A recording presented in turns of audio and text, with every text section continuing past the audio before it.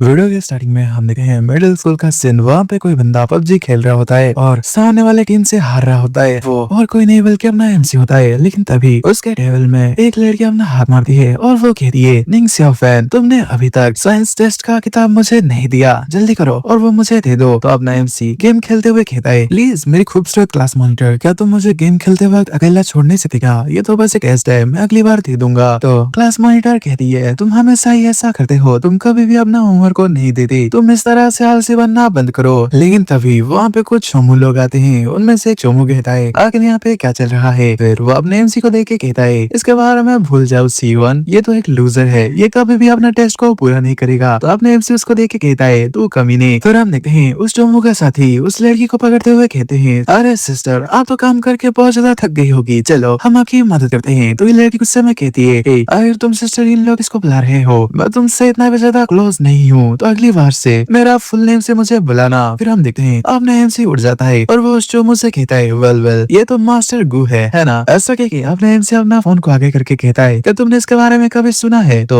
लौंडा कहता है, आखिर इसका मतलब क्या है? तो उस चोमू का साथी कहता है, भाई इसका मतलब ये है कि तुम टीचर्स के चाटने वाले बंदे हो। तो ये बात सुन के वहाँ पे वो लड़की भी हंसने लगती है और इस चोमू लौंडे को बहुत ज्यादा गुस्सा आ जाता है और ये कहता है, निंग सियाओ फैन, तुमने मुझे भी बहुत ज्यादा गुस्सा दिला दिया है। ऐसा कह के वो अपने एमसी को मारने के लिए आगे बढ़ता है, लेकिन अपना एमसी अपना मुंडी नीचे करके उसके मार से बच जाता है और अगले ही सीन में एक किक मार के उसको उड़ा देता है। तो यह अपना फेस पकड़ के कहता है, सियाओ फैन, तुमने मुझे मारने की हिम्मत की? फिर वो अपने लौंडों से कहता है, जाओ तुम दोनों जाके उसको लपेट लो। तो अपने एमसी भी फाइटिंग स्टांस में आ जाता है और वो लड़की घबरा जाती है। लेकिन तभी फाइटिंग शुरू होने से पहले ही क्लास की घंटी बजती है और टीचर अंदर आ जाती है। तो इन लौंडों के बीच में फाइटिंग नहीं हो पाती। तो ये चोमू कहता है, सियाओ फैन, तुम बस इंतजार करो, मैं तुम्हें देख लूंगा। लेकिन अपना एमसी बेफिक्री से कहता है, हाँ हाँ देख लेना तुम लूजर। फिर सिप होता है। हम देखते हैं आपने एमसी के घर पे अपना एमसी बेड में बड़े बड़े फोन देखते हुए सोचता है, चूसियान सच में हमारे स्कूल की प्रीटीएस्ट गर्ल है, उसके पास ब्यूटी भी है और ब्रेन भी है। लेकिन तभी उसके फोन में एक रिमाइंडर आता है और उसमें लिखा होता है कि थ्री रेलम शॉप में आज बहुत बड़ा सेल चल रहा है। तो अपना एमसी उसको देख के सोचता है, क्या थ्री रेलम शॉप? आखिर ये क्या चीज है? ये क्या कोई वायरस है क्या? ऐसा कह के वो फोन को देखता है और वो सोचता है, आखिर ये सब क्या है? ऐसा कह के अपना एमसी अपने फोन को स्वाइप करने लगता है। लेकिन वहाँ पे वो देखता है कि एक लकी स्पिन का बटन है और उसमें लिखा है कि नए यूजर्स को फ्री चांस मिलने वाले हैं, वो भी 3 बार। तो उसको देख के अपना एमसी अपने मन में सोचता है, ठीक है, मैं कोशिश करके देखूंगा, वैसे भी मेरा क्या ही जाएगा। ऐसा कह के वो लकी स्पिन पे दबाता है तो उसके फोन में बहुत ज्यादा रोशनी आने लगती है और उसका पूरा रूम ही रोशन हो जाता है। तो अपने एमसी घबराते हुए सोचता है, ऐसा लगता है कि कोई चीज मेरे फोन से बाहर आया। हम देखते हैं अपने एमसी के ऊपर एक चीज लहरा रहा होता है। तो अपने एमसी उसको देख के घबरा जाता है और वो सोचता है, क्या भूत? ऐसा कह के अपना एमसी अपने चादर के अंदर घुस जाता है पर वो बाहर वाला चीज वहीं पे रहता है। तो अपना एमसी अपना मुंडी निकाल के सोचता है, क्या ये देखने में तो भूत नहीं लग रहा, आखिर ये क्या चीज है? फिर अपना एमसी अपने चादर से बाहर आ जाता है और उसकी इंफॉर्मेशन को पढ़ने लगता है। वो चीज होता है एक हेवनली स्टीलिंग तलिस्मान। वो इस दुनिया का किसी भी चीज को चुरा सकती है, चाहे वो रियल हो या फिर चाहे वो इमेजिनरी। ये हेवनली तलिस्मान सब कुछ चुरा सकता है। लेकिन उसके नीचे एक नोट दिया होता है कि डायमेंशनल लिमिटेशन के वजह से ये बस अर्थ की चीजों को ही अभी के लिए चुरा सकती है। फिर अपना एमसी उस तलिस्मान को पकड़ लेता है और घबराते हुए सोचता है, वाओ ये तो सच में ऑसम है। फिर सीन शिफ्ट होता है। हम देखते हैं अगले दिन का सीन। वहाँ पे अपना एमसी उबासी लेते हुए स्कूल जा रहा होता है और कुछ खा रहा होता है और अपने मन में सोच रहा होता है, भाई मैं तो सच में बहुत ज्यादा थक गया हूँ। ऐसा कह के वो स्कूल के सामने आ जाता है। फिर हम देखते हैं स्कूल के अंदर का सीन। वहाँ पे एक लड़की अपने बुक में पोएम पढ़ते हुए आगे बढ़ रही होती है और वो सोच रही होती है, इस पोएम को जिसने भी लिखा है वो सच में बहुत ज्यादा टैलेंटेड है। फिर हम देखते हैं अपने एमसी भी अंदर आ जाता है अपना खाना खाते हुए। लेकिन तभी अपने एमसी के साइड वाला दरवाजा खुलता है और उसमें वो चोमू निकलता है। वो अपने एमसी को देख के भड़क जाता है और वो गुस्से में कहता है, ओह शिट, आखिर ये स्मेल क्या है? सियाओ फैन, क्या तुम टटी खा रहे हो क्या? तो अपने एमसी उसको गुस्से में कहता है, तुमने कभी सोय मिल्क और फ्राइड डोस्टी खाया नहीं है क्या? तो ये चोमू कहता है, तो ये सब खा रहा है क्या? आखिर तुझ जैसे गरीब को मेरे ब्रेकफास्ट के बारे में कैसे ही पता होगा? मैं ब्लैक ट्रफल और गूस लिवर खाता हूँ। अब बता, क्या तुम मेरे से जेलस है क्या? तो अपने एमसी कहता है, मास्टर गू, तुम हमेशा इस तरह से स्टूपिड चीजें खाते हो, इससे तो तुम्हारा लिवर खराब हो जाएगा, तुम तो अपने आप को ही पॉइजन कर दोगे। हम देखते हैं ये सब सुन के वो लड़की स्माइल करती है और वो अपने मन में सोचती है, ये लड़का सच में बहुत ज्यादा मजेदार है। फिर सीन शिफ्ट होता है। हम देखते हैं क्लास का सीन। वहाँ पे टीचर कहती है, तुम सभी लोग अपना बुक्स को खोलो, आज हम एक पोएम के बारे में पढ़ने वाले हैं जिसका नाम है नाइट इन जंगनान और इसके ऑथर हैं हु रुंगडोंग। ये पोएम बहुत ज्यादा इम्पोर्टेंट है और ये तुम्हारे मॉक एग्जाम में भी आने वाले हैं, तो इस चीज को अच्छे से पढ़ना। हमारे लैंग्वेज में ये एक लिटरेरी ट्रेजर है, तो इसे अच्छे से पढ़ना। वैसे क्या तुम लोगों को पोएम लिखना आता है क्या? तो बाकी बच्चे कुछ नहीं कहते। तो ये टीचर अपना चश्मा ठीक करते हुए कहती है, अरे क्लास मॉनिटर, तुम्हारे बारे में क्या तुम्हें लिखना आता है? तो ये लड़की उठती है और वो कहती है, मिस मैंने कभी भी ऐसे ट्राई नहीं किया है। ऐसा क्योंकि वो अपने मन में सोचती है, मुझे पोएट्री पसंद तो है लेकिन इसको लिखना बहुत ज्यादा डिफिकल्ट है। फिर टीचर कहती है, हाँ ठीक है बैठ जाओ। फिर वो देखती है कि क्लास में एक लड़का सो रहा है और ये और कोई नहीं बल्कि अपना एमसी होता है। तो टीचर डस्टर को निकाल के अपने एमसी को दे मारती है और वो कहती है, नींद से फैन जल्दी से उठ जाओ। तो अपने एमसी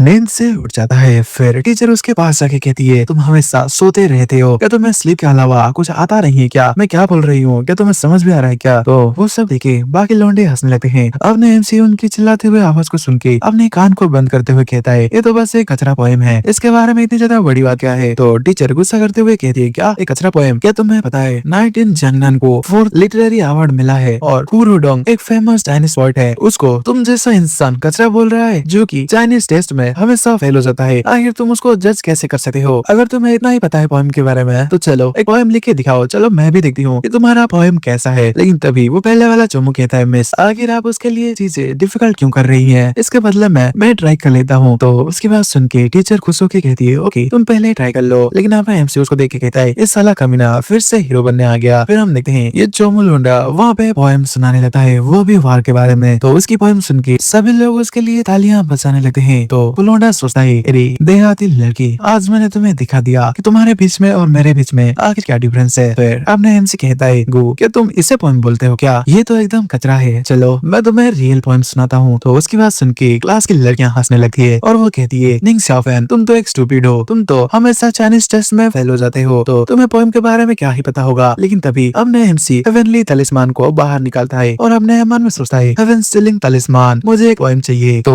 वो तलिस्मान बाहर निकाल के चैट जीपीटी बन जाता है और पोएम को क्रिएट करने लगता है। और पोएम को बनाने के बाद वो अपने एमसी के माइंड में डाल देता है। फिर अपने एमसी कहता है, वाह ये तो बढ़िया था। ऐसा कि अपने एमसी पोएम सुनाना चालू कर देता है। तो उसको सुन के बाकी लौंडे एकदम हैरान हो जाते हैं। फिर अपना एमसी अपना पोएम को कंटिन्यू करके प्यार के बारे में बताने लगता है। तो लड़कियां बहुत ज्यादा खुश हो जाती है और वो लोग उन सबको इमेजिन करने लगती है। फिर अपने एमसी पोएम को आगे कंटिन्यू रहता है। तो क्लास के बच्चे उसको सुन के एकदम स्वर का मजा लेने लगते हैं। फिर हम देखते हैं टीचर वो पोएम सुन के एकदम हैरान होती है और उनके मुंह से कुछ भी शब्द नहीं निकलता। फिर अपना एमसी वहाँ पे अपना पोएम को फिनिश कर देता है। तो क्लास के सभी लोग एकदम हैरान होते हैं और ये क्लास मॉनिटर भी अपने एमसी के पोएम में बहुत ही ज्यादा फिदा हो जाती है। फिर तभी क्लास का बेल बजता है और ये चोमू लोंडा उठ के कहता है, तुमने जरूर चीटिंग किया होगा, तुमने ये जरूर किसी का कॉपी किया होगा। अगर ऐसा नहीं होगा तो मैं तुम्हारे सामने ही कचरा खाऊंगा। तो अपना एमसी कहता है, ओ अगर तुम्हारा कहना ऐसा है तो ठीक है मिस लियू, आप इंटरनेट में देख लो कि आखिर इसका ऑथर कौन है। तो वहाँ पे उनका टीचर अपने फोन में उसको सर्च करने लगती है और वो कहती है, ये तो इम्पॉसिबल है, इसका ऑथर तो कोई भी नहीं है, ये तो स्टोरी बना ही नहीं है। फिर अपना एमसी अपना बैग पैक करते हुए कहता है, अरे चोमू तुमने कहा था ना कि तुम कचरा खाओगे, तो जब तुम खाने वाले होगे तो तब तुम मुझे बुला लेना, मैं तुम्हें खाते हुए देखना चाहता हूँ। फिर सिंसिप होता है, हम देखते हैं बाहर का सीन। वहाँ पे अपना एमसी अपने फोन चलाते हुए कह रहा होता है, ये ऑनलाइन सब तो बहुत ही ज्यादा वंडरफुल है, चलो देखता हूँ इसमें और क्या क्या चीज है। ऐसा कह के वो एक और स्पिन मारता है तो उसके फोन से फिर से एक ग्लोइंग लाइट बाहर आती है जो कि अपने एमसी की आंखों को भी बंद करने में मजबूर कर देता है। हम देखते हैं अपने एमसी के फोन के स्क्रीन में कांग्रेचुलेशन लिखा होता है और अपने एमसी को 2 गोल्ड बुलियन मिला होता है और एक गोल्ड बुलियन का वैल्यू 1 लाख RMB होता है। उसको पढ़ के अपने एमसी तो बहुत ही ज्यादा खुश होने लगता है और वो खुशी से हंसने लगता है और कहने लगता है, मैं तो सच में आज अमीर बन गया। लेकिन उसके पीछे कुछ बॉडीगार्ड्स होते हैं जो कि अपने एमसी पे नजर रख रहे होते हैं। वो आगे बढ़ के अपने एमसी के कंधे में हाथ रखते हैं और वो कहते हैं, हे तुम निंग शाओ फैन हो है ना? तो अपने एमसी उनको देख के घबरा जाता है और वो कहता है, ब्रो लगता है कि तुम्हें गलतफहमी हो रही है, निंग शाओ फैन उस रास्ते में गया है क्योंकि वो वहीं पे रहता है। ऐसा कि अपने एमसी वहां से जोरों से भागने लगता है। तो उसको देख के बॉडीगार्ड्स कहते हैं, हे तुम वहीं पे रुक जाओ। फिर जब अपने एमसी भाग रहा होता है तो उसके सामने एक हट्टा कट्टा बंदा आ जाता है और अपने एमसी उससे टकरा जाता है और फिर अपना एमसी कहता है, बीहू आखिर तुम यहाँ पे क्या कर रहे हो? फिर हम देखते हैं उन सभी के पीछे से वो चोमो बंदा बाहर आता है और वो कहता है, निंग शाओ फैन अगर तुम इतना तेजी से कहाँ जा रहे थे? तो अपना एमसी कहता है, ओ ये तो तुम हो क्या? तुम यहाँ मुझे कचरा खाते हुए दिखाने के लिए आए हो क्या? तो उसकी बात सुन के वो गुंडा कहता है, फैन एक वाइज मैन को पता होता है कि कब उसको फाइट करना है और कब उसको रुक जाना है, तो ये पे चुपचाप रुक जाओ और चुपचाप से इससे माफी मांग लो। तो हम देते हैं वो चोमो लोंडा कहता है, मैं तुम्हें और ज्यादा एम्बेरेस नहीं करूंगा शाओ फैन, ठीक है? तो जल्दी से अपने घुटने में आ जाओ और अपना गलती को एडमिट कर लो। तो अपने एमसी अपने सर को पकड़ते हुए कहता है, बीहू मैंने कभी भी तुमसे ये एक्सपेक्ट नहीं किया था, तुमने तो मुझे धोखा दे दिया। ओके वेल गो, मैं तुमसे तुमसे माफी चाहता हूँ। ऐसा कह के अपना एमसी थोड़ा सा झुकाए तो उन लोगों को लगता है कि ये अपने घुटने में आके माफी मांगेगा, लेकिन अपना एमसी थोड़ा सा झुके उस चोमू को एक मुक्का मार देता है और वो चोमू जमीन पे जाके गिरता है। तो अपना एमसी कहता है अब तुम्हें मेरा माफी कैसा लगा? तो ये चोमू गुस्से में कहता है कि तुम लोग आखिर ऐसे खड़े क्यों हो, जल्दी करो और उसको पकड़ लो। तो हम देखते हैं बॉडीगार्ड आके अपने एमसी को पकड़ लेते हैं और वो गुंडा अपने एमसी के पेट में एक मुक्का मारता है, जिस वजह से अपने एमसी के मुंह से एकदम खून निकल जाता है। फिर वो गुंडा एक लोहे का रोड को बाहर निकालता है और वो कहता है तुम्हारे अंदर तो बहुत ज्यादा हिम्मत है लड़के। लेकिन हम तभी देखते हैं वो क्लास मॉनिटर उन सभी को देख लेती है और वो कहती है शाओफैन। इधर हम देखते हैं वो गुंडा अपने एमसी को मारने के लिए तैयार होता है और वो मारते हुए कहता है अभी तुम्हारा सब कुछ खेल खत्म हो जाएगा। लेकिन ये लड़की आगे बढ़ती है और वो कहती है यहीं पे रुक जाओ। ऐसा कह के वो अपने एमसी के सामने आ जाती है उसको बचाने के लिए और वो हमला इस लड़की पे लग जाता है और ये लड़की नीचे गिर जाती है। तो अपने एमसी जोर से चिल्लाता है चूसियान। फिर अपने एमसी गुस्से में कहता है गोटियान यू तू कमीने। ऐसा कह के वो अपने आप को बॉडीगार्ड के हाथों से छुड़ा लेता है और अपने दोनों हाथों को ऊपर उठा के उस बॉडीगार्ड को दे मारता है और अपने एमसी पीछे मुड़ता है बहुत ही ज्यादा गुस्से में। तो ये चोमू लोंडा कहता है हे आखिर तुम इस तरह से मुझे घूर क्यों रहे हो? फिर अपना एमसी अपना पैर बढ़ा के उस लोंडे के अंडी को तोड़ देता है। तो इस लोंडे के मुंह का रिएक्शन देखो भाई, क्या बोलूं मैं, भाई का घुंघरू टूट गया। फिर उसको देखिए बॉडीगार्ड्स कहते हैं यंग मास्टर क्या ठीक हो? फिर हम देखते हैं अपने एमसी उस लड़की को उठा लेता है और उसको लेके वहां से भागने लगता है। तो ये चोमू लोंडा कहता है शाओफैन मेरा गुस्सा अभी तक खत्म नहीं हुआ है, मैं तुझे देख लूंगा। फिर सिंस से बताए हम देखते हैं किंग जियांग फास्ट हॉस्पिटल में अपना एमसी उस लड़की को ले आता है और उस लड़की को बैंडेज किया गया होता है और उसके सामने एक आदमी भी खड़ा होता है और बाहर से कुछ साइलेंस होता है और अपना एमसी बाहर बैठा होता है। फिर वहाँ पे उनकी क्लास टीचर आगे कहती है निंग शाओफैन स्कूल ने डिसाइड किया है कि वो तुम्हें स्कूल से निकाल देंगे, तो जल्दी से हमारे स्कूल से चले जाओ। लेकिन अपना एमसी गुस्से में कहता है क्यों, आखिर मैं क्यों जाऊँ, ये तो गुटियान्यू की गलती है। तो वहाँ पे प्रिंसिपल कहता है हमने इन्वेस्टिगेशन किया है, तुम्हें उसको ऐसा करने के लिए प्रोवोक किया था है ना। हम देखते हैं साइड में गुटियान्यू और उसका फादर खड़े होते हैं और वो दोनों उसको देख के हंस रहे होते हैं। आपने एमसी उन सभी की बातें सुन के बहुत ही ज्यादा गुस्से में अपने मुट्ठी को कसता है और वो कहता है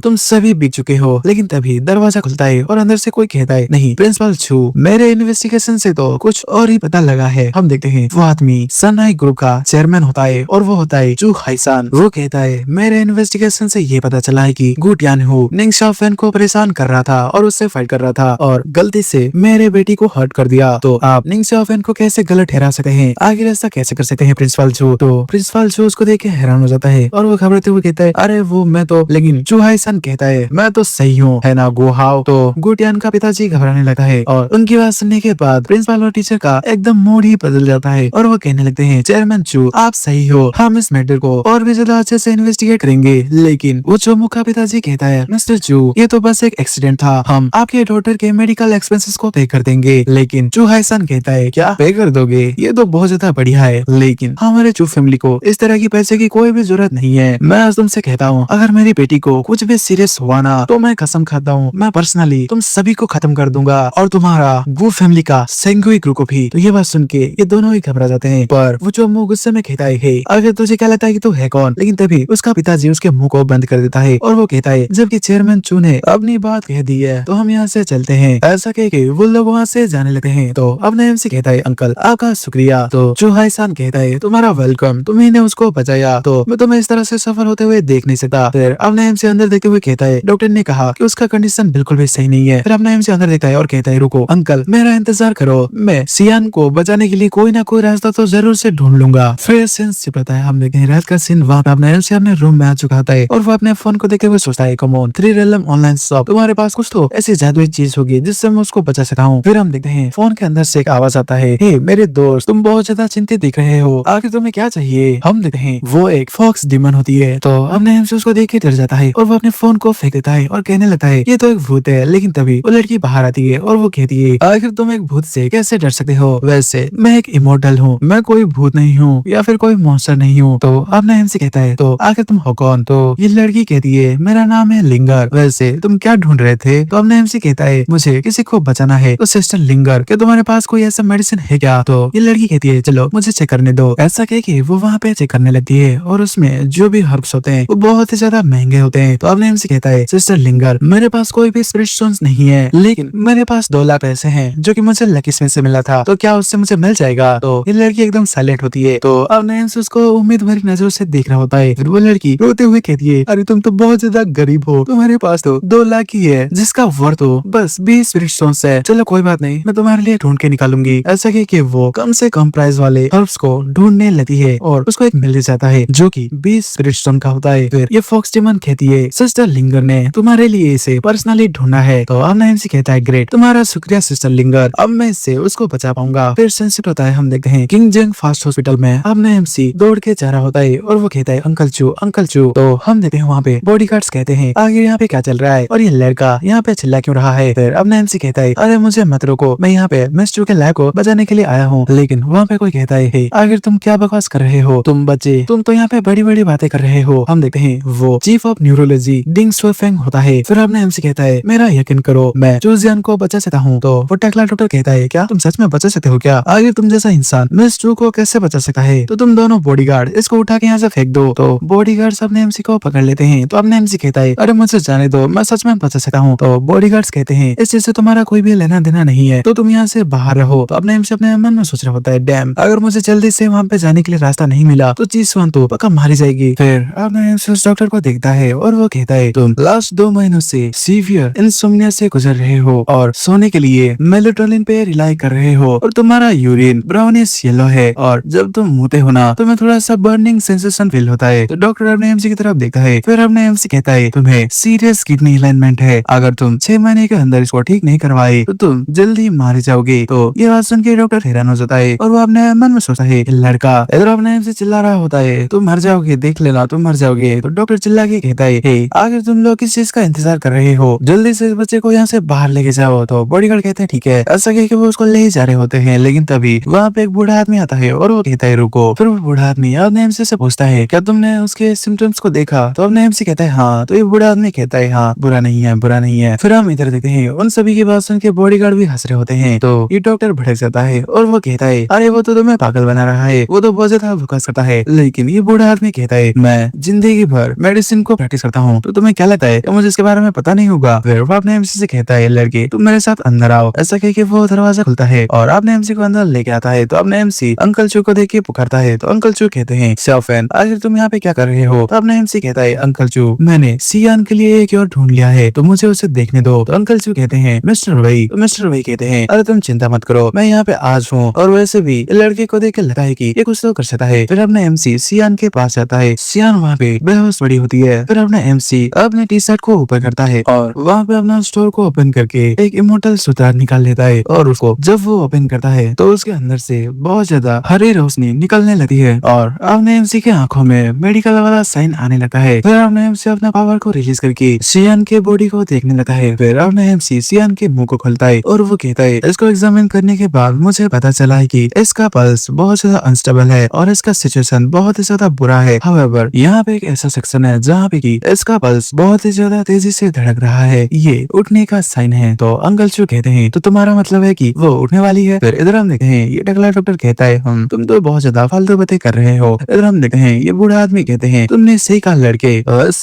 तुम्हें और क्या क्या पता चला। फिर हमने एमसी कहता है सियान का फ्लोटिंग पल्स ढंग से नहीं है, लेकिन इसको ट्रीट किया जा सकता है। हमें इसके लिए एक सिमुलेशन पॉइंट को ढूंढना पड़ेगा ताकि हम इसे जगा सके। उसके बाद इसके दिमाग में जितना भी ब्लड जमा हुआ है वो ऑटोमेटिकली डिस्चार्ज हो जाएगा। तो वो बूढ़ा आदमी कहता है क्या सिमुलेशन पॉइंट। तो अपने एमसी कहता है हाँ सिमुलेशन पॉइंट जो कि बॉडी और चक्र से पास थ्रू करता है, वो 8 मेजर एक्यूपंक्चर में से एक है। तो अपने एमसी की बात सुन के डॉक्टर ताली बजाने लगता है और वो कहता है लड़के ये तो मानना पड़ेगा कि तुम बहुत ही ज्यादा अच्छा एक्टिंग करते हो सियाफेन, तुम तो ऑस्कर भी जीत सकते हो तुम्हारे एक्टिंग के बदौलत, लेकिन इस बच्ची को तुम हैंडल नहीं कर सकते। तो इसे मुझे हैंडल करने दो और तुम अपने घर जाओ और अपना डायपर चेंज करो। छोटे बच्चे ये एक हॉस्पिटल है, ये तुम्हारे खेलने की जगह नहीं है। लेकिन ये बूढ़े आदमी कहते हैं कोई तो इसको चुप कराओ। तो डॉक्टर कहता है क्या तुमने सुना मिस्टर भाई ने तुम्हें अभी अभी कहा कि तुम अपना मुंह बंद करो। लेकिन मिस्टर भाई गुस्से में कहते हैं मैं तुमसे बात कर रहा हूँ डॉक्टर। टकला डॉक्टर घबरा के पीछे मुड़ता है। तो हम देखते हैं बॉडीगार्ड डॉक्टर को घसीट के लेके चले जाते हैं। तो डॉक्टर कह रहा होता है रुको रुको, ये लड़का आपको पागल बना रहा है, उससे पागल मत बनिए मिस्टर भाई। लेकिन उसकी बात को कोई भी नहीं सुनते और उसको बाहर घसीट के ले जाते हैं। फिर हमने एमसी कहता है मिस्टर भाई क्या आपके पास सिल्वर नीडल्स है क्या। तो मिस्टर भाई सिल्वर नीडल्स का पैक निकाल देते हैं। तो हमने एमसी उन सिल्वर नीडल के पैक को लेके उसको ओपन करके उसमें से एक नीडल निकाल के कहता है चलो इसके बीमारी को देखते हैं। ऐसा कह के अपना एमसी वहाँ पे उन नीडल में बर्फ जमाने लगा है। तो ये बूढ़ा आदमी देख के कहता है ये तो। फिर हम देखते हैं अपना एमसी उन बर्फ में जमी हुई एक नीडल को बाहर निकालता है। तो वो बूढ़ा आदमी कहता है ये तो सिल्वर राइस नीडल है। फिर अपना एमसी उन नीडल्स को शियान के सर पे हर तरफ लगा देता है और एक कपड़ा लेके उसके बॉडी का पसीना पहुंचने लगता है और अपने मन में सोचता है प्रोबेबली अभी ये ठीक हो जाएगी। हम देखते हैं अपने एमसी शियान के बॉडी में जहाँ जहाँ सुई चुभाई होती है वहाँ पे एकदम बर्फ जम गई होती है। फिर अपने एमसी उन सुइयों को बाहर निकालने लगता है और उनको एक टेबल पे रख देता है और शियान को बेड पे सुला देता है। तो शियान के पिताजी कहते हैं आखिर ये कैसा रहा। फिर हम देखते हैं शियान को होश आने लगता है और वो ब्लड खांसते हुए उठ जाती है। तो उसका पिताजी कहता है शियान, ऐसा कह के वो आगे बढ़ता है और अपने एमसी को पकड़ता है और गुस्से में कहता है आखिर तुमने उसके साथ क्या किया। लेकिन तभी शियान उठ जाती है और वो कहती है आखिर मेरे साथ क्या हुआ। तो उसका पिताजी अपने एमसी को छोड़ के उसके पास जाके कहता है आखिर तुम्हें अभी कैसा लग रहा है, तुम्हारा हालत खराब था और शाओफेन ने तुम्हें बचाया। तो शियान कहती है क्या नहीं शाओफेन। फिर अपना हीरो कहता है हे जू, अभी तुम्हें कैसा महसूस हो रहा है। फिर हम देखते हैं वो बूढ़े मास्टर वही कहते हैं तुम्हारा टेक्निकल बहुत ही ज्यादा अमेजिंग है, प्लीज मुझे बताओ कि आखिर तुम्हारा मास्टर कौन है। तो अपने एमसी कहता है मेरा मास्टर इस दुनिया में ट्रैवल कर रहे हैं पर मुझे पता नहीं है कि अभी वो कहाँ पे है और उन्होंने कहा कि मैं उनके सीक्रेट को सीक्रेट ही रखूं। फिर हम देखते हैं अंकल जो कहते हैं शियान अभी तुम्हें कैसा महसूस हो रहा है। तो शियान कहती है मैं, ऐसा वो कह रही होती है लेकिन वो कुछ चीज देख के एकदम हैरान हो जाती है और वो चिल्लाने लगती है कि आखिर तुम हो कौन। तो उसका पिताजी कहते हैं हे शियान आखिर क्या बात है बेटी मुझे बताओ। फिर हम देखते हैं बूढ़े मास्टर वही और अपने एमसी खिड़की में देखने के लिए जाते हैं और बूढ़ा मास्टर वही कहते हैं आखिर ये कौन है। तो अपने एमसी कहता है कि ऐसा हो सकता है। ऐसा कह के अपने एमसी अपने उंगलियों को बाइट करता है और खून निकालते हुए मंत्र को पढ़ने लगता है। तो उसके सामने एक तलिस्मान आ जाता है और वो तलिस्मान होता है द आइज ऑफ हेवन। फिर अपना एमसी उस तलिस्मान को ओपन करता है तो वहाँ पे एक बड़ा सा गोल्डन निकल आता है और वहाँ पे हंसने की आवाज आती है। तो अपना एमसी कहता है हे आखिर तुम कौन हो। तो हम देखते हैं वहाँ पे एक चुड़ैल जैसी बुढ़िया हंसते हुए आती है और वो कहती है आखिर किसने सोचा था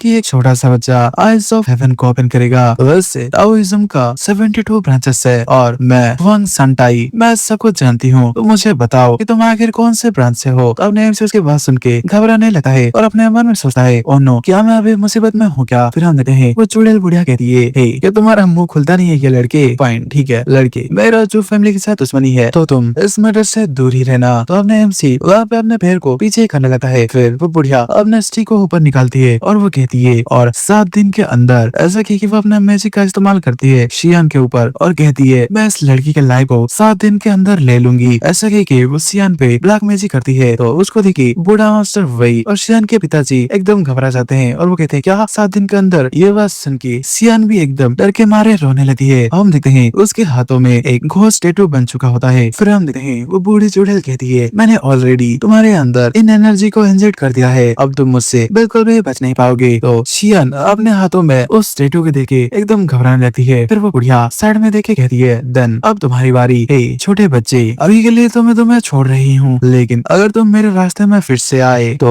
मैं मर्सीफुल बिल्कुल भी नहीं होंगी। ऐसा कि वो हंसते हुए वहाँ से निकल जाती है। फिर अपने एमसी अपने मन में सोच रहा होता है क्या मेरे पास अभी बस 7 दिन है। फिर हम देखते हैं अंकल जो अपने एमसी को पकड़ के कहते हैं शाओफेन आखिर उस बुढ़िया का क्या मतलब था। तो अपने एमसी कहता है अंकल कि हुआंग सन टाई एक येलो विजल स्पिरिट है, ये एक एक्सट्रीमली वेंजफुल क्रिएचर है। वैसे आपका फैमिली इस चीज में कैसे फंस गई। तो अंकल कहते हैं वैसे मुझे भी नहीं पता। तो अपने एमसी कहता है अंकल ये yellow vessel spirit usually ravens के लिए आता है, तो चलो 2 भागों में बढ़ जाते हैं। मैं उस बुढ़िया के साथ कैसे निपटना है उसके बारे में पता लगाऊंगा और तब तक आप पता लगाइए कि आपके एंसेस्टर ने क्या ऐसा कुछ सुपरनेचुरल गलती क्या है क्या। फिर हम देखते हैं दरवाजा खुलता है और कोई कह रही है एक्सक्यूज मी। तो अपने एमसी और अंकल जो उस तरफ देखने लगते हैं। हम देखते हैं वहाँ पे एक नर्स या फिर डॉक्टर आई होती है और वो कहती है मैं जानती हूँ कि तुम लोग इसके लाइफ को बचाने के लिए बहुत ही ज्यादा ईगर हो लेकिन तुम्हें रसली इस तरह से डिसीजन नहीं लेना चाहिए और तुम लोगों ने आखिर कहाँ से फेक एक्यूपंक्चरिस्ट को बुलाया है। अगर पेशेंट को कुछ हो गया और वो मर गया तो कौन अकाउंटेबल होने वाला है। तो मास्टर वही कहते हैं तो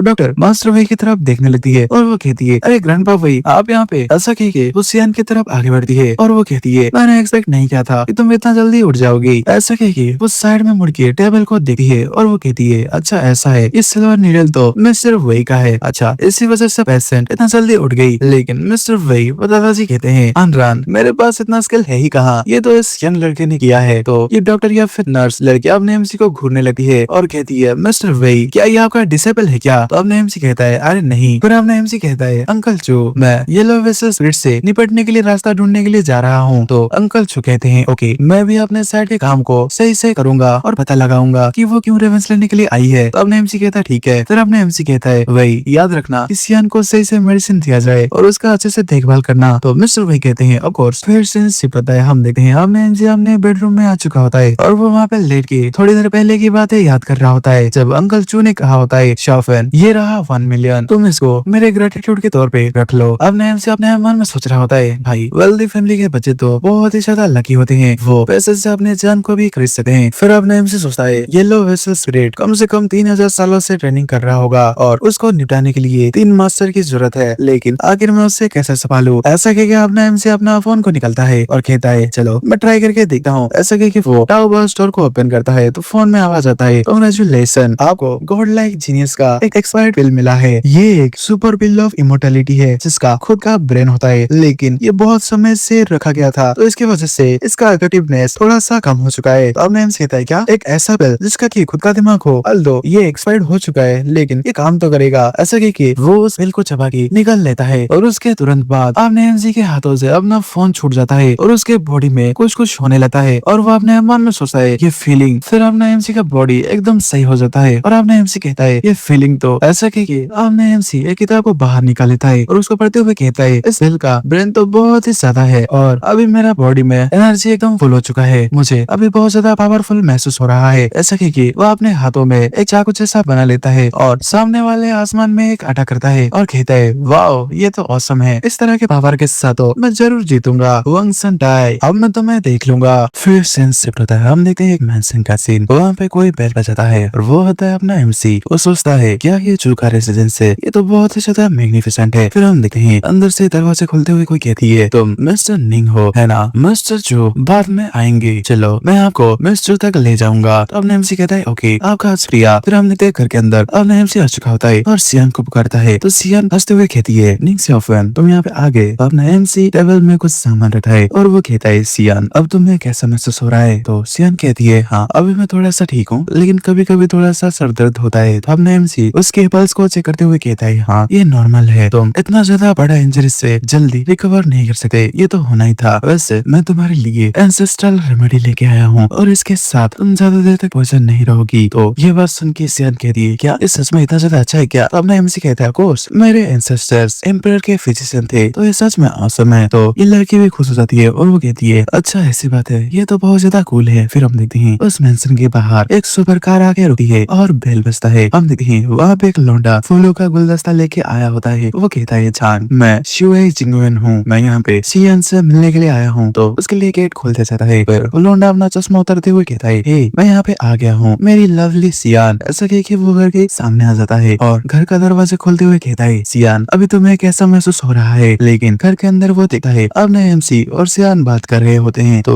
उसको देख के ये लौंडा सोचता है, आखिर वो गरीब सा लड़का कौन है जो कि सियान के साथ बैठा है, आखिर वो लोग इतना हंस के बातों कर रहे हैं। फिर ये लौंडा कहता है, सियान मैं यहाँ तुमसे मिलने के लिए आया हूँ। ऐसा कह के वो उसके साइड में जाके कहता है, अभी तुम और थोड़ा रेस्ट क्यों नहीं करते, तुम अभी भी ठीक नहीं हुई हो। ऐसा कह के वो जब उसको पकड़ता है तो सियान उसके हाथ को हटा देती है और वो पीछे मुड़ के कहती है, मुझसे दूर रहो। तो ये लौंडा थोड़ा सा खसता है और अपने एमसी के कंधे में हाथ रख के कहता है, दोस्त सॉरी लेकिन डॉक्टर ने कहा है कि सियान को रेस्ट की जरूरत है, तो प्लीज यहाँ से चले जाओ। तो उसकी बात सुन के सियान कहती है, स्विचिंग वैन ये मेरा दोस्त है, तो तुम मेरे बिजनेस में टांग मत अड़ाओ। तो ये लौंडा कहता है, सियान तुम मेरी चाइल्डहुड स्वीटहार्ट हो, तो मैं तुम्हारे बारे में फिक्र कैसे न करूं और किसी को तुम्हें डिस्टर्ब करने कैसे दूं। तो सियान गुस्से में अपने एमसी को एक्सप्लेन करती है, ये लौंडा रिडिकुलस बात कर रहा है, वो और मैं बचपन में हम एक साथ खेला करते थे, उससे ज्यादा कुछ भी नहीं। तो अपने एमसी स्माइल करते हुए कहता है, अच्छा ऐसा है, मैं तुम्हारी बात को समझ गया। ऐसा कह के आपने एमसी घर का दरवाजा खोलता है और उस लौंडे को कहता है, अभी मुझे सियान को ट्रीटमेंट करना है और तुम इंटरफेयर कर रहे हो, तुम्हें अभी यहाँ से चले जाना चाहिए। सियान भी कहती है, हाँ जिंगवेन अभी तुम यहाँ से जा सकते हो, पान अभी मुझे ट्रीटमेंट करने वाला है। तो जिंगवेन कहता है, तुम सियान को ट्रीट करोगे, आखिर तुम्हें क्या लगता है कि तुम हो कौन। मुझे तो लगता है कि तुम एक फ्रॉड हो जो कि एक बियर के पैसे के लिए अपने मदर को भी बेच दे। ऐसा कह के वो फोन निकलता है और वो कहता है, अभी मैं अपने फादर को कॉल करूंगा और उसको बोलूंगा कि 2 बेस्ट मेडिकल प्रोफेसर को यहाँ पे भेजे। पर तभी कोई कहता है, इस चीज की कोई जरूरत नहीं है। तो अपने एमसी और सियान भी हैरान हो जाते हैं और वो लौंडा भी हैरान हो जाता है। हम देखते हैं वहाँ पे एक सोल्जर आया होता है, वो कहता है वो एक स्पेशल डॉक्टर है जैसे कि मेरे फादर ने हायर किया, शुए प्लीज यहाँ से चले जाओ। तो ये लौंडा कहता है, चूइंग अगर तुम चाहना है कि उल फोर्सेस से वापस कब आए। तो ये आर्मी बंदा कहता है, क्या तू क्या चाहता था कि मैं वापस ना हूँ क्या। तो ये लौंडा घबराते हुए कहता है, नहीं नहीं मैं ऐसा थोड़ी चाहूंगा, हम तो दोस्त है ना। तो ये लौंडा कहता है, क्या दोस्त, पहले एक बार ना तो आईने में अपने आप को देख ले, उसके बाद ये कहना, ठीक है। ऐसा कह के वो उसके आगे बढ़ जाता है। तो ये लौंडा अपना दांत पीसते हुए सोता है, मैंने कभी सोचा नहीं था कि वो वापस पास आ जाएगा। फिर हम देखते हैं ये लौंडा अपने एमसी को कहता है तुम्हारा नाम निंग सियाफेन है ना, मैं तुम्हें याद रखूंगा। ऐसे कह के वो दरवाजा बंद कर देता है। तो सियान अपने एमसी से कहती है फैन वो आदमी बहुत ही ज्यादा बुरा है, तो उससे बच के रहना। फिर हम देखते हैं ये सोल्जर कहता है सियान तुम अभी हम लोगों के लिए एक कप चाय बनाओ, तब तक मुझे फैन से बात करना है। तो सियान कहती है ठीक है। फिर ये सोल्जर कहता है चलो बाहर चल के बात करते हैं। फिर अपने एमसी उसके साथ आ जाता है। तो ये सोल्जर कहता है मेरे फादर ने कहा है कि उस दिन हॉस्पिटल में स्पिरिट अफेयर हुआ था। तो अपने एमसी कहता है हाँ वो येलो वेसल स्पिरिट था जो कि सियान को मार के उसका रेवेंज लेना चाहती है। वो बहुत ज्यादा डेंजरस है, लेकिन मैं रास्ता ढूंढ रहा हूँ कि उससे कैसे डील किया जाए। लेकिन तभी वो सोल्जर कहता है अच्छा तो तुम यहाँ पे लड़की के लिए या पैसे के लिए आए हो, मुझे सच सच बताओ, आखिर तुम्हें कितना पैसा चाहिए, मुझे अपना प्राइस बताओ और मेरी बहन को छोड़ दो। तो अपने एमसी कहता है मुझे तुम्हारे फैमिली से कुछ भी नहीं चाहिए, मैं किसी को मरते हुए देख नहीं सकता, तुम मेरी बात पे बिलीव करो या फिर नहीं, लेकिन ये बात सच है। तो ये सोल्जर कहता है देन मुझे प्रूव करके दिखाओ। तो अपने एमसी कहता है चलो एक बेट लगाते हैं, अगर मैं तुम्हें प्रूव कर दूं तो तुम मुझे अपना लीडर के तौर पे एक्सेप्ट करना पड़ेगा, इसके बारे में तुम्हारा क्या ख्याल है। तो सोल्जर कहता है ओके मैं समझ गया। फिर सीन शिफ्ट होता है, हम देखते हैं चूशियन के रूम में अपना एमसी और वो सोल्जर आ चुके होते हैं और चूशियन लेटी होती है। अपने एमसी कहता है सियान तुम्हें चिंता करने की जरूरत नहीं है, जो भी तुम देखोगी उसे तुम बिल्कुल भी मत डरना क्योंकि मैं तुम्हारे साथ हूँ। सियान कहती है ठीक है। फिर हम देखते हैं ये लौंडा उसकी बात सुन के सोच रहा होता है क्या आखिर क्या दिखाने वाला है, तुम तो इससे बहुत ही ज्यादा डरा रहे हो। फिर हम देखते हैं अपने एमसी सिल्वर नीडल निकाल के वहाँ पे साइलेंट रीडिंग कर रहा होता है और सियान के माथे में उस नीडल को घुसा देता है। लेकिन तभी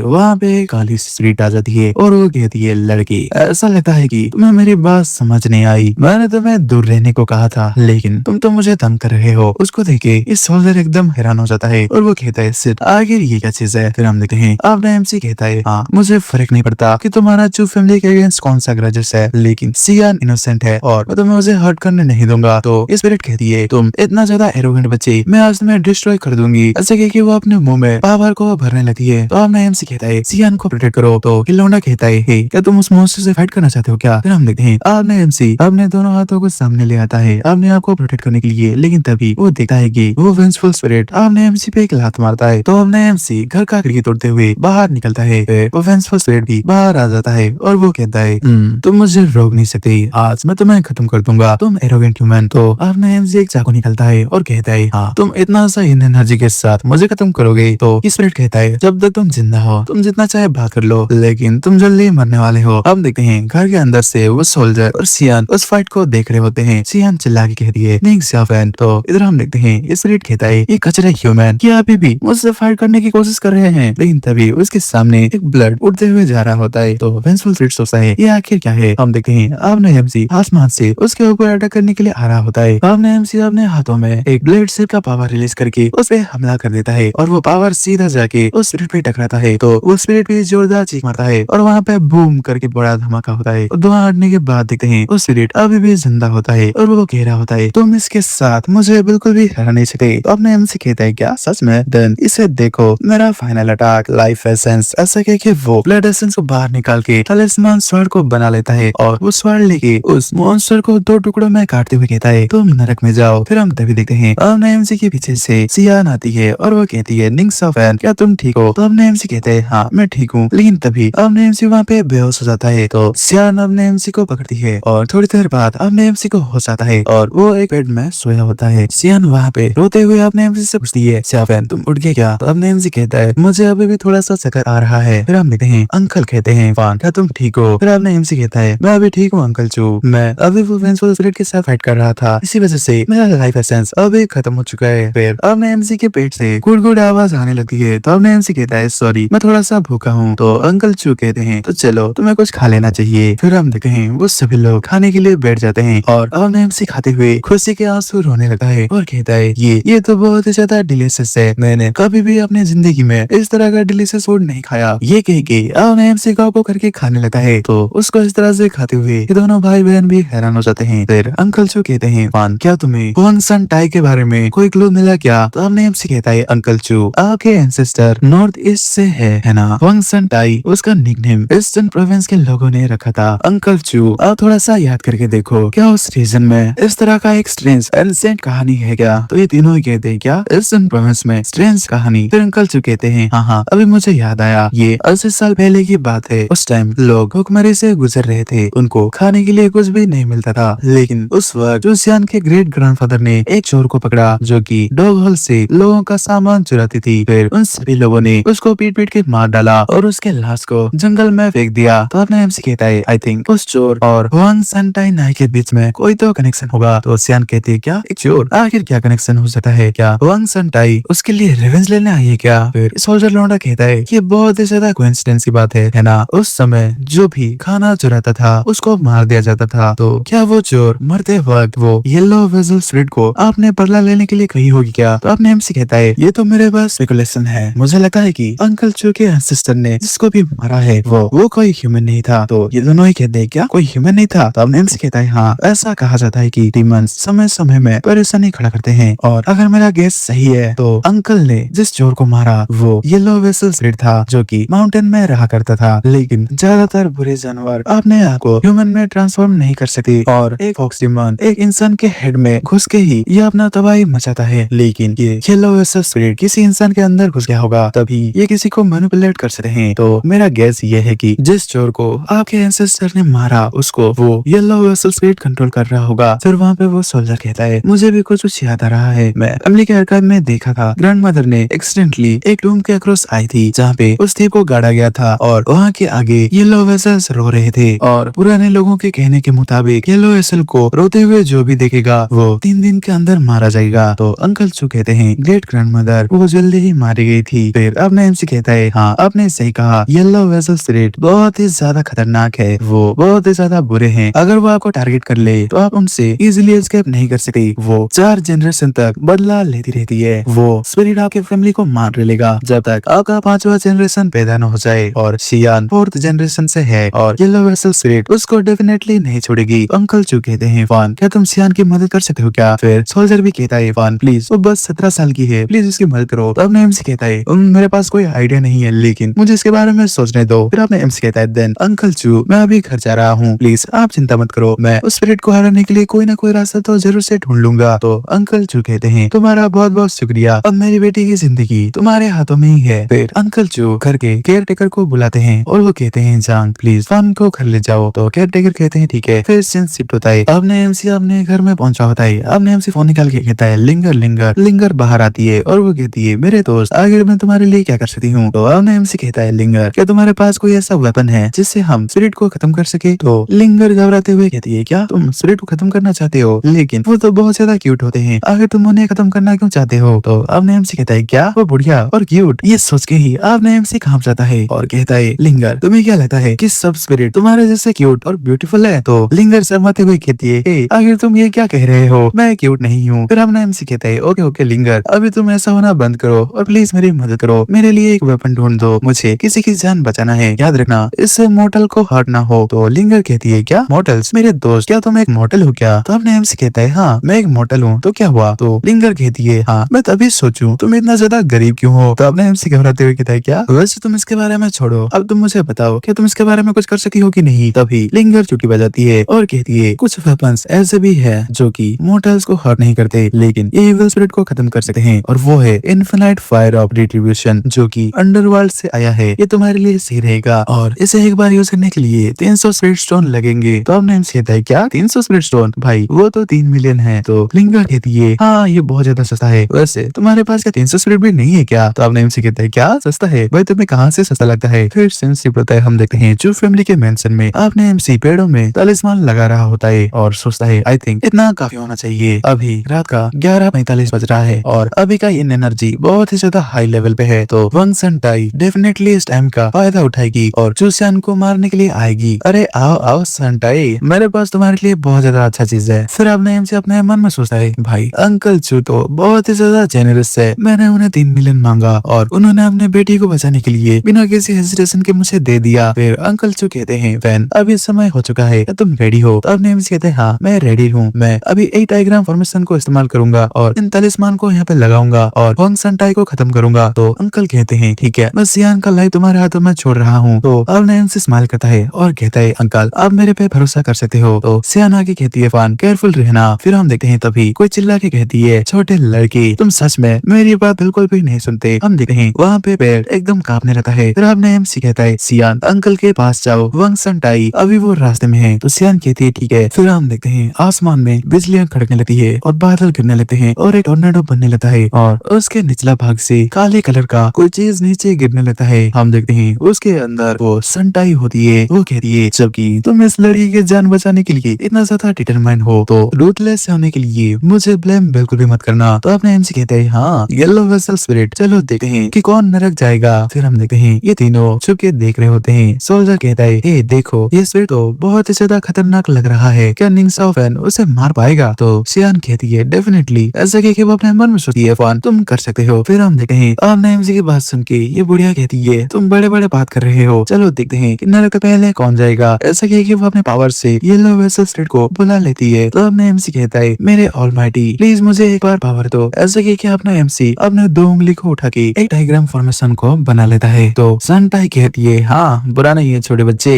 ऐसा कह के वो अपने बेस्टो को ऑर्डर देती है और कहती है चलो इस बच्चे को अपना पावर दिखाओ। तो वहाँ पे अपने एमसी बागी तलिस्मान को एक्टिवेट करने लगता है। तो आसमान में एक एक करके लाइटें जलने लगती है और ये संटाई भी हैरान हो जाती है और ये कहती है ये तो रुको तुम सभी रुक जाओ। लेकिन वो बुरे स्पिरिट आगे बढ़ चुके होते हैं और आपने एमसी कहता है ये बहुत ज्यादा लेट हो चुका है। ऐसा कह के आपने एमसी 12 कॉन्स्टलेशन लैंटर्न मास्टर का इस्तेमाल करता है और वहाँ पे उस फॉर्मेशन से ब्लू कलर की रोशनी निकलने लगता है और उसके अंदर से बहुत सारे सोल्जर्स बाहर आते हैं और उन सभी वेंचफुल स्पिरिट को वहाँ पे मारने लगते हैं। तो संटाई कहती है "हे, आखिर तुम हो कौन?" तो आपने एमसी कहता है मैं एक हाई स्कूल स्टूडेंट हूँ जो कि किंग जियन फर्स्ट हाई स्कूल में पढ़ता है और मेरा नाम है निंग साओफैन। तो ये संटाई कहती है मैंने तुम्हें सच में अंडर एस्टिमेट कर दिया लड़की, तुम्हारे पास तो इतना सारा पावर है। तो आपने एमसी कहता है क्या तुम्हें बस इतना ही कहना है क्या? ऐसे कि आपने एमसी 12 मास्टर्स को उस संटाई पे हमला करने के लिए भेजता है। तो संटाई कहती है तुम अपने आप को बहुत ही ज्यादा बड़ा समझ रहे हो। ऐसा कह के वो अपना पावर रिलीज करती है और कहती है तुम्हारा अटैक मेरे अगेंस्ट में एकदम यूजलेस है। तो आपने एमसी उसको देख के कहता है नो वे, मेरे 12 मास्टर इजीली डिस्ट्रॉय हो चुके हैं। फिर संटाई कहती है क्या 12 मास्टर? अब जो तुमने समन किया था वो तो उनके फैंटम्स थे है ना? अभी तुम्हारे करंट लेवल के ट्रेनिंग के साथ हो, तुम मेरे साथ फाइट कर ही नहीं सकते। हुआंग संटाई अब तुम्हें बिल्कुल भी नहीं छोड़ेगी और लड़की तुम अभी मेरे हाथों से बच नहीं पाओगी आज। ऐसा कह के वो अपने वेंचफुल स्पिरिट को उस जंगल के एरिया में सियान के पास भेजने लगती है और जब वो वेंचफुल स्पिरिट आगे बढ़ते हैं सियान के पास तो बाप और बेटे दोनों सियान को प्रोटेक्ट करने लगते हैं। इधर आपने एमसी भी वहाँ पे आ जाता है और फिर से वहाँ पे तलिस्मान का इस्तेमाल करके एक फॉर्मेशन बना लेता है और उन वेंचफुल स्पिरिट को रोकने लगता है। तो सोल्जर कहता है वेल डन साओफैन। इधर हम देखते हैं सियान भी उससे बहुत ज्यादा खुश हो जाती है। आपने एमसी फिर एक तलिस्मान निकाल के कहता है फ्लेम आर्मर गॉड बाहर आओ। तो हम देखते हैं जमीन फाड़ के एक हाथ निकलता है और उसके पूरे बॉडी में आग लगी हुई होती है। वो उन वेंचफुल स्पिरिट को पकड़ता है तो उसको देख के ये संटाई भी थोड़ा सा घबराने लगती है और वो कहते हैं क्या आग? Flame God armour. हम देखते हैं फ्लेम गॉड आर्मर जिन सभी वेंचफुल स्पिरिट को पकड़ा होता है उन सभी को चलाने लगता है। तो वो स्पिरिट्स एक एक करके मरने लगती है और वो आग संटाई के पास भी जाने लगती है। तो संटाई कहती है डैम तुम छोटे बच्चे। हम देखते हैं वो आग संटाई को पूरी तरह से घेर लेते हैं। तो हमने एमसी कहता है ऐसा लगता है कि मेरा फ्लेम तुम्हें डिस्ट्रॉय नहीं कर सकता। तो हम देखते हैं वो फ्लेम के बीच में संटाई अपने लिए एक बैरियर बना ली होती है। वो कहती है क्या डिस्ट्रॉय करोगे? ये तो तुम्हारे लिए इम्पॉसिबल वाली बात है। हम देखते हैं उस बैरियर के अंदर से फिर से बहुत सारे वेंचफुल स्पिरिट बाहर निकलते हैं। संटाई कहती है चलो मैं आज देखना चाहूंगी कि कौन किसको डिस्ट्रॉय कर रहा है। तो हमने एमसी कहता है फ्लेम आर्मर गॉड अटैक करो। तो फ्लेम आर्मर गॉड वहाँ पे फाइटिंग स्टांस में आ जाता है और अपने त्रिशूल को उसमें मारने के लिए आगे बढ़ के उन स्पिरिट को काटने लगता है। इधर हम देखते हैं अब नया एमसी कहता है ऐसा लगता है कि ये ऑलमोस्ट टाइम हो चुका है आपको बिछाने का। फिर हम देखते हैं फायर गॉड आर्मर उस बूढ़ी पे हमला करने के लिए आगे बढ़ता है। तो ये चुड़ैल बुढ़िया कहती है हे बच्चे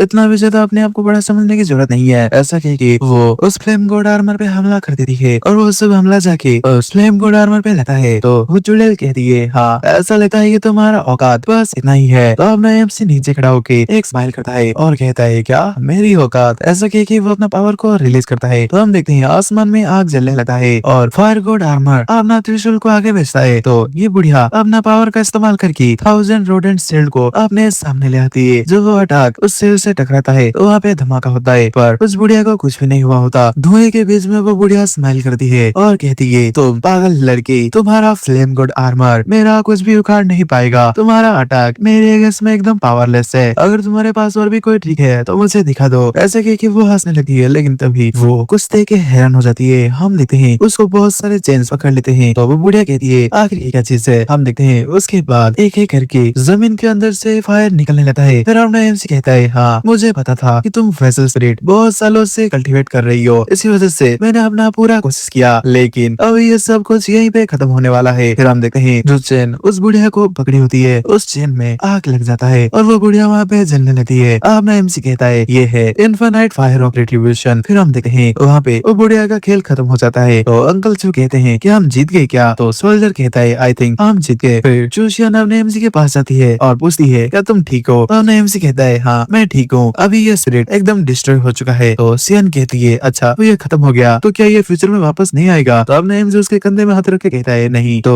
अपने एमसी की बात सुन के चूशियन कहती है ये तो बहुत ज्यादा अच्छी बात है। ऐसा कह के वो अपने एमसी को हक कर लेती है। फिर सोल्जर और अंकल चू आते हैं और वो कहते हैं तुमने बहुत ज्यादा अच्छा क्या फैन? फिर हम देखते हैं उनकी बात सुन के चूसियान एकदम शर्माने लगती है और अपने एमसी भी घबराते हुए कहता है अंकल चू। फिर चूसियान कहती है तुम्हारा शुक्रिया फैन। अपने एमसी कहता है तुम्हारा वेलकम। फिर सीन्स चिपकता है। हम देखते हैं मिडिल स्कूल में अपना एमसी ऑफिस के सामने आ चुका होता है, वो भी छुट्टी लेने के लिए। तो टीचर कहती है क्या फिर से छुट्टी लेना चाहते हो? आखिर कितने दिन तक? लास्ट टाइम तुमने बस मॉक एग्जाम दिया था, वो भी 20 मिनट तक ही, उसके बाद तुम सर दर्द की वजह से जल्दी चले गए। तो अपना एमसी कहता है मुझे 2 महीने की छुट्टी चाहिए। तो टीचर पानी नीचे रखते हुए कहती क्या 2 महीने? 2 महीने में तो तुम्हारा एंट्रेंस एग्जाम आने वाला है, क्या तुम मुझे पागल बना रहे हो क्या? तो अपना एमसी कहता है नहीं, मैं बस इसलिए छुट्टी लेना चाहता हूँ क्योंकि आपका लेसन बोरिंग है, तो मैं घर पे रह के कॉलेज एंट्रेंस एग्जाम के लिए प्रिपेयर करूंगा। तो टीचर कहती है क्या तुम वो भी एग्जाम के लिए? भाई तुम्हें तो पढ़ना भी नहीं आता और तुम एग्जाम के लिए खुद प्रिपेयर करोगे? हाँ ठीक है चलो, एक लूजर आखिर कर ही क्या लेगा। फिर वहाँ पे कोई और आता है और वो कहता है मिस्टर लियो मॉक टेस्ट का स्कोर अभी बाहर आ चुका है। तो टीचर कहती है चलो मुझे दिखाओ। फिर टीचर उसको लेके कहती है हाँ चलो देखते हैं तुम्हारा स्कोर क्या आया है। फिर वो देखती है कि अपने एमसी का नाम नंबर 1 पे होता है। तो ये देखिए टीचर के मुंह से पानी ही निकल जाता है। वो कहती है लीफी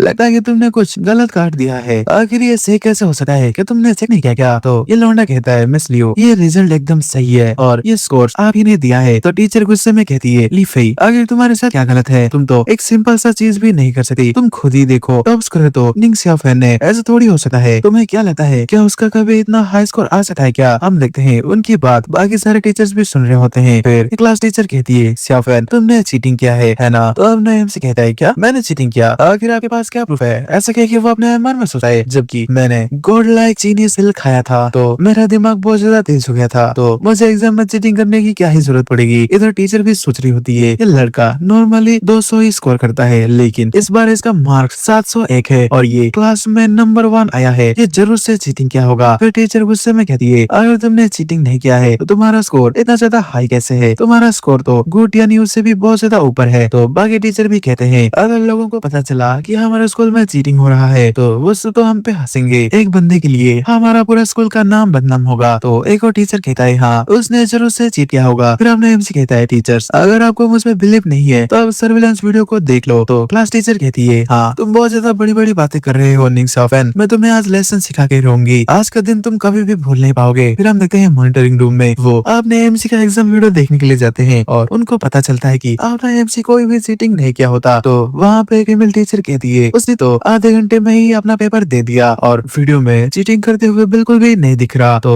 एक और टीचर कहता है हाँ मुझे भी नहीं दिख रहा। इधर ये क्लास टीचर बहुत ही ज्यादा गुस्से में होती है और वो कह रही होती है ये कैसे हो सकता है, अनबिलीवेबल। तो बाकी लोग कहते हैं आखिर मिस लियो एक स्टूडेंट को इस तरह से परेशान कैसे कर सकती है, आप तो बहुत ज्यादा डिसग्रेसफुल हो। इधर अपना एमसी भी उन सबको चुपचाप देख रहा होता है और वहाँ से बाहर निकल जाता है। लेकिन तभी नीचे से आवाज आता है हे फेफई क्या तुम एग्जाम देके थक गई हो क्या? मैं तुम्हें खाने के लिए आज ब्लू वेल होटल में लेके चलूंगा। तो फेफई कहती है वाह तुम तो बहुत ही ज्यादा अच्छा होटियान हो। तो अपने एमसी नीचे देखे कहता है क्या फेफई तुम? तो वो फेफई कहती है निंग सियाफेन। तो गुटियान कहता है वेल वेल ये तो निंग सियाफेन है। अरे निंग सियाफेन मैं फेफई को आज रात को डिनर के लिए लेके जाऊंगा, क्या तू आना चाहता है क्या? मैं ट्रीट दूंगा। तो अपने एमसी कहता है फेफई तुमने तो कहा था कि तुम कॉलेज एंट्रेंस के लिए प्रिपेयर कर रहे हो, इसी वजह से तुम मेरा प्रपोजल रिजेक्ट किया। तो ये लड़की कहती है निंग सियाफेन तुम एक अच्छे लड़के हो लेकिन मैं तुम्हें बस एक ऑर्डिनरी क्लासमेट की तरह ही मानती हूँ। ऐसा कह के वो अपना डिजाइनर बैग को छुपाने लगती है। फिर गुटियान कहता है निंग कॉलेज का एंट्रेंस एग्जाम आने वाला है तो हमें अच्छे से पढ़ाई करना चाहिए और वैसे आज स्कोर आ गया मॉक टेस्ट का और मेरा 300 से भी ज्यादा मार्क है और तुम जैसा एक लूजर इतना मार्क लाने का कभी सोच ही नहीं सकता। तुम घर जाओ और शांति से अपना झुंझुना हिलाओ, तुम कभी भी कॉलेज में नहीं जा सकते। तो अपना एमसी कहता है अगर मुझे 300 से ज्यादा मिला तो क्या करोगे? तो फई फई कहती है ओह ये तो बहुत ज्यादा इम्प्रेसिव है, आगे तुम्हें कितना पॉइंट मिला? तो अपना एमसी कहता है अरे ज्यादा कुछ नहीं है पर तुम लोगों से तो ज्यादा ही है। तो ये बात सुन के गुटियान्यू हंसने लगता है और वो कहता है हे सियाफेन क्या तू पगला गया है क्या? तू और मेरे से ज्यादा हाई स्कोर? भाई अगर बात ऐसी है तो सच में मैं तेरे सामने टटी खाऊंगा। तो उसकी बात सुन के फई फई भी हंसने लगती है। फिर अपने एमसी कहता कहता है ओके गुड यान्यू, चलो एक बेट लगाते हैं, जो भी सबसे ज्यादा कम मार्क लाया होगा वो आज स्टडी खाएगा। तो गुड यान्यू कहता है ओके। आखिर एक लूजर में इतनी ज्यादा हिम्मत कैसे आई? फिर वो कहता है बस रुको और देखने दो। ऐसा कह के वो स्कोर को चेक करता है और वो कहता है क्या इम्पॉसिबल। फिर अपने एमसी उसके यूनिफॉर्म को पकड़ता है। तो गुड यान्यू कहता है शाफेन आखिर तुम क्या कर रहे हो, जल्दी से मुझे छोड़ो। लेकिन अपने एमसी उसको घसीट के बाथरूम में लेके जाता है और कहता है तुमने तो अभी अभी मुझे कहा कि तुम अभी टटी खाओगे, तो क्या तुम खाने के लिए तैयार नहीं हो? ऐसा कह के वो टॉयलेट के सामने ले आता है। तो गुड यान्यू घबराते हुए कहता है अरे रुको रुको, लेकिन अपने एमसी उसके मुंह को उस टॉयलेट में घुसा देता है। फिर वहाँ से बाहर निकल जाता है। लेकिन ये फई फई टियानियो के पीछे जाती है और वो कहती है टियानियो क्या तुम ठीक हो? हम देखते हैं टियानियो के फेस में भाई टट्टी लगा है। टियानियो गुस्से में कहता है ये साला कमीना शाफेन, मैं तुझे बिल्कुल भी नहीं छोड़ूंगा। फिर हम देखते हैं अगले दिन का सीन। आपने एमसी बस में बैठा होता है और किताब पढ़ते हुए कह रहा होता है मैंने कल ही छुट्टी लिया है, लेकिन मेरा मूड अभी भी खराब है, मेरा दिन तो एकदम बर्बाद जा रहा है, लेकिन मेरा कोड लाइक जीनियस पिल तो सच में बहुत ज्यादा यूजफुल है, इसने तो मेरा ब्रेन का लार्ज पार्ट को डेवलप कर दिया है। फिर हम देखते हैं वो बस एक जगह पे रुक जाता है और बस के अंदर आती है एक खूबसूरत लड़की और बाकी लौंडे उसको देखे एकदम प्यार में पड़ने लगते हैं। फिर हम देखते हैं वो लड़की अंदर आने के बाद अपने मन में सोच रही होती है सियालान बहुत ज्यादा रिडिकुलस है, मैंने उसे कहा था कि आज मुझे 1 बजे पिकअप कर ले, लेकिन वो मुझे लेने के लिए नहीं आई और इस जगह में तो टैक्सी ढूंढना भी बहुत ज्यादा मुश्किल है, अभी 2 बजने वाला है और वो यहाँ पे अभी तक नहीं आई, मैं आज उसको फायर करके रहूंगा। ऐसा कह के वो आगे जाती है सीट में बैठने के लिए और वो अपने एमसी को पूछती है एक्सक्यूज मी क्या मैं यहाँ पे बैठ सकती हूँ? तो अपने एमसी उसको देखता है तो लड़की कहती है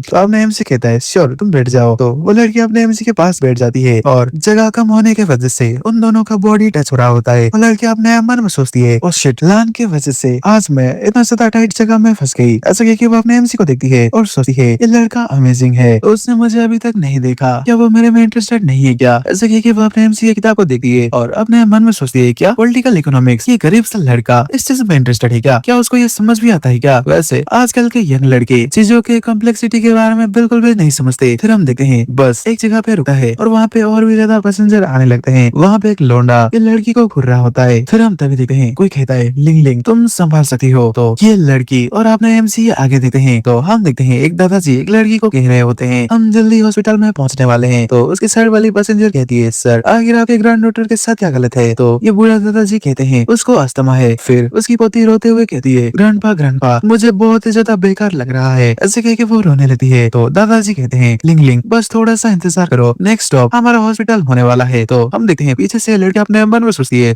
हम सभी के लाइफ में हमारा खुद की प्रॉब्लम्स है। फिर हम देखते हैं वहाँ पे एक आदमी उस लड़की के पास जाके कहता है अरे तुम चिंता मत करो हम हॉस्पिटल से बस 20 मिनट दूर हैं। ऐसा कह के वो उनका पैसा चोरी कर लेता है और अपने साथी को दे देता है। पर अपने एमसी उससे नोटिस कर लेता है और अपने मन में सोचता है क्या एक चोर और यहाँ पे तो उसके साथी भी है। फिर हम देखते हैं एक लड़की जो की खड़ी होती है वो अपना बैग चेक करती है तो उससे पता चलता है कि उसका वॉलेट गायब है। तो वो चिल्लाने लगती है और वो कहती है मेरा वॉलेट अभी मिसिंग है। तो बाकी लोग भी कहने लगते हैं आखिर मेरा फोन कहाँ पे गया? तो एक और बंदा भी कहता है मेरा वॉलेट भी चोरी हो गया। तो एक और बंदा कहता है डैम इट मेरा रिंग तो अभी खो गया, मैं तो आज अपने गर्लफ्रेंड को प्रपोज करने वाला था, आखिर इससे किसने चुराया? तो ये बूढ़ा दादाजी भी कहते हैं मेरे पैसे भी चले गए हैं, मैंने अपना पैसा पूरे साल तक बचा के रखा ताकि मैं अपने बच्ची को बचा सकूं, लेकिन ये तो चोरी हो गए हैं। फिर वो अपने घुटने में आ जाते हैं और कहते हैं मेरा 21,642 युआन अगर किसी ने लिया है तो प्लीज मुझे दे दीजिए, प्लीज मैं आपसे भीख मांगता हूँ। तो पीछे से लड़की कहती है अरे आप उठ जाओ प्लीज ऐसा मत करो। ऐसा कह के वो अपने मन में सोचती है ये बहुत ही ज्यादा बुरा है, तुम एक पेशेंट से उसका पैसा चुरा रहे हो, आखिर तुम किस तरह का इंसान हो? फिर तभी अपने एमसी कहता है उनको उनका पैसा जल्दी से वापस करो। तो ये लड़की अपने एमसी को देखती है। फिर अपने एमसी कहता है हे तुम सूट वाले आदमी उनको उनका पैसा वापस करो। तो ये वीडियो आपको कैसा लगा? क्या हमें इस वीडियो को कंटिन्यू करना चाहिए या फिर इसके बदले कोई और वीडियो लाना चाहिए? ये चीज कमेंट में जरूर बताना। तो मैं मिलता हूँ आपको अगले किसी वीडियो में, तब तक के लिए बाय बाय।